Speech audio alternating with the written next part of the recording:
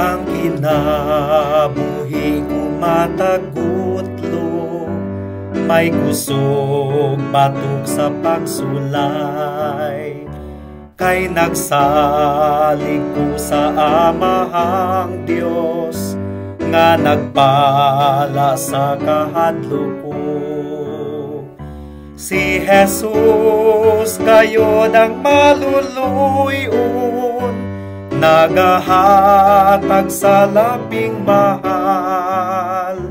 Naa siya sa akong kagulanan, siyang kalipay o pahulay ko.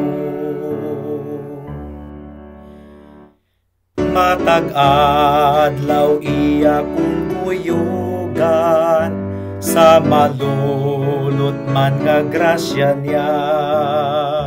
Ug ang akong mga kasakitan, iya nga giangkon ang tanan. Si Jesus ra ang labing gamhanan, sa mga mahal niyang anak.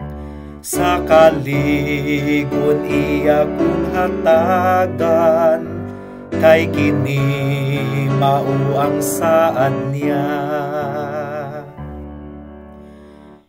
Ug karon buligi ko Ginoo, sa mga pag-antos kong tanan. Ang pahulay ug ang mga saad, naa sa bala ang pulong mo.